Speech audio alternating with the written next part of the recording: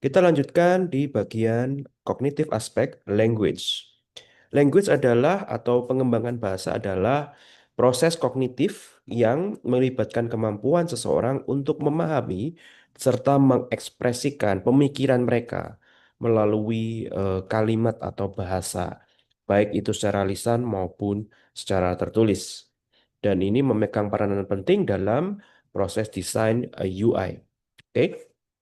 Nah, eh, dengan dalam konteks implicationsnya, desain implicationsnya di UI, ada beberapa hal yang perlu diperhatikan. Yang pertama, eh, ketika kita mendesain, selalu hindari technical jargon atau kalimat-kalimat bahasa yang terlalu teknikal, ya. Kemudian yang kedua, gunakan tata bahasa atau kalimat yang clear dan jelas, ya, seperti contoh di gambar ini, ya.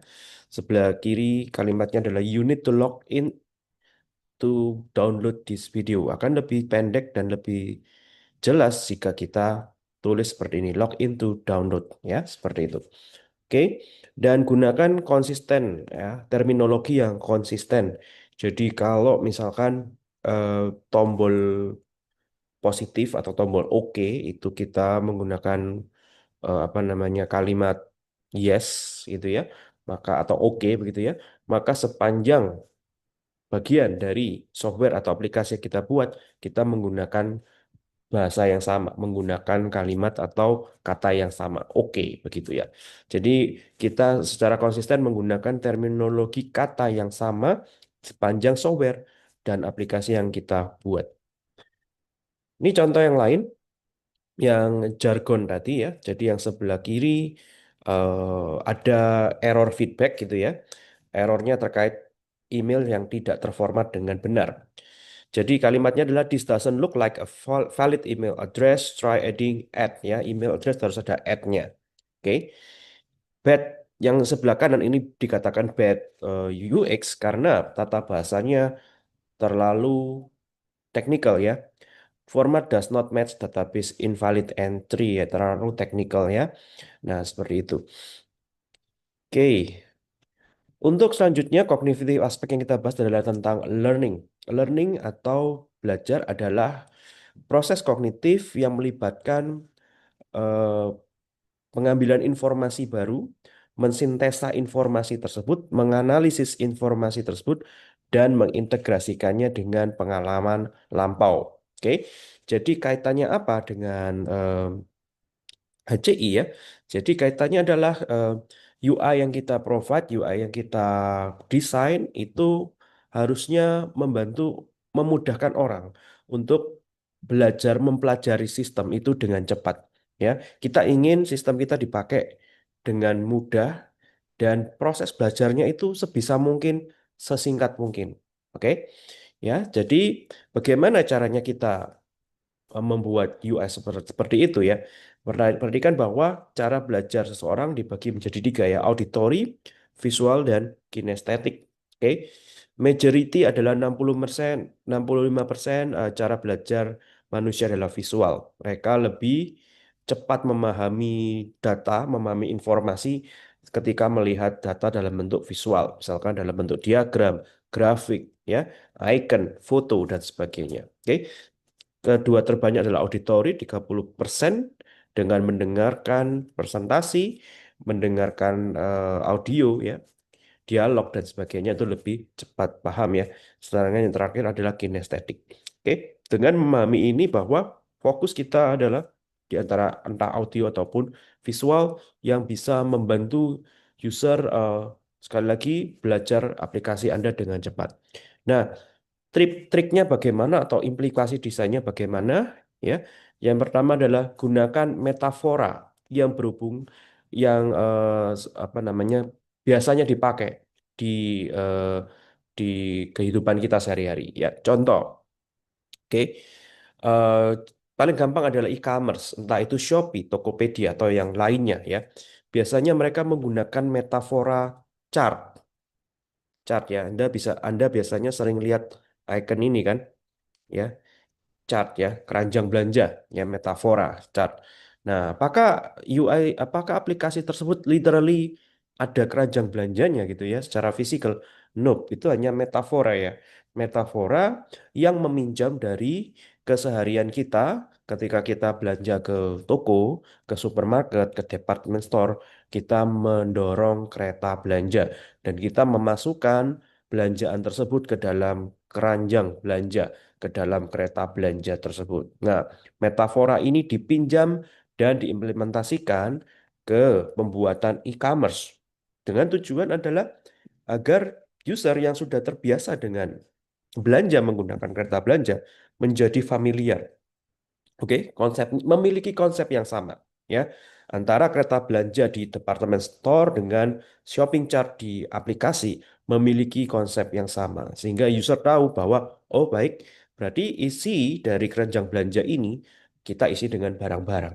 Oke, seperti itu. Di aplikasi semacam Shopee, Tokopedia, keranjang belanja berisi item-item yang kita masukkan ke keranjang dan menunggu untuk kita check out atau kita bayar. Oke, itu ya. Nah, yang kedua adalah scaffolding informations ya. Jangan memuat semua informasi dalam satu layar. Ya, ingat ya, kita kita sangat mudah ke distract ya, attention-nya harus dibagi-bagi, attention pengguna harus difokuskan. Kemudian kita juga sangat susah sekali menghafalkan sesuatu yang panjang ya, apalagi UI-nya panjang dan user dituntut untuk belajar dengan cepat dan mengingat dengan cepat. Nah, solusinya adalah kita men-scaffold informations itu menjadi beberapa bagian.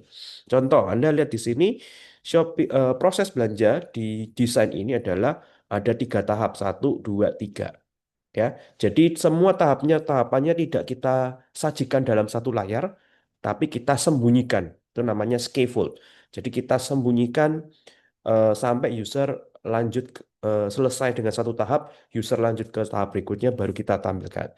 Sebagai contoh, di sini saya sudah serap untuk belanjaan ini, lalu kita bisa pencet address ya, address atau check out begitu ya. Misalkan ini check out ya. Jadi kalau kita pencet check out, maka layar keduanya adalah mau bayar pakai apa, gitu ya. Jadi menyajikan informasi pembayaran untuk belanjaan kita. Seperti itu Bapak Ibu ya. Jadi kalau kita check out lagi kita inputkan address. Jadi informasinya kita buat scaffold supaya tidak membebani apa proses belajar user ini. Ketiga kita bisa manfaatkan onboarding. Onboarding adalah tutorial singkat di awal aplikasi, ya. Biasanya bentuknya gambar atau bahkan tutorial pada saat Bapak Ibu menggunakan aplikasi itu juga salah satu bagian dari onboarding. Intinya onboarding adalah tutorial cara pakai aplikasi yang di pertama kali ketika kita install. Oke. Nah, itu akan benar-benar membantu proses belajar user dengan cepat. Oke, nah higher reasoning untuk kognitif aspek yang terakhir. Higher reasoning adalah kognitif proses yang levelnya tinggi ya.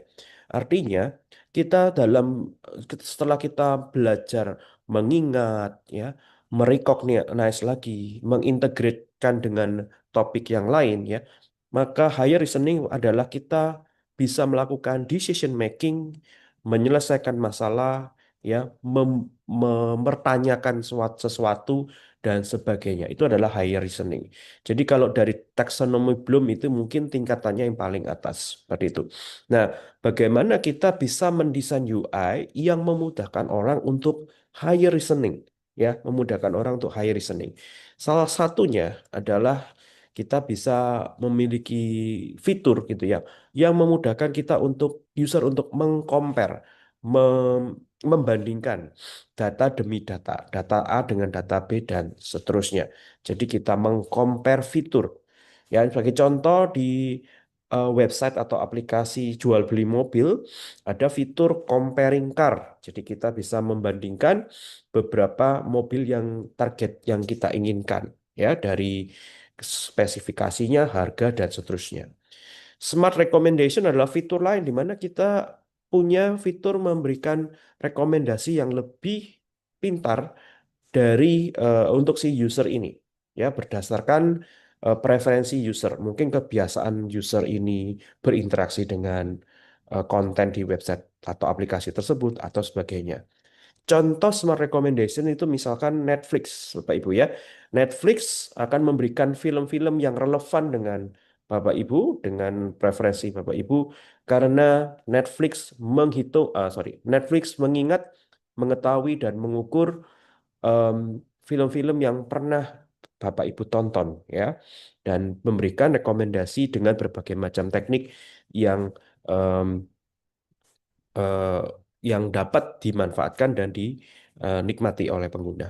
Oke, yang kemudian design implication yang ketiga adalah melibatkan atau memanfaatkan fungsi filter.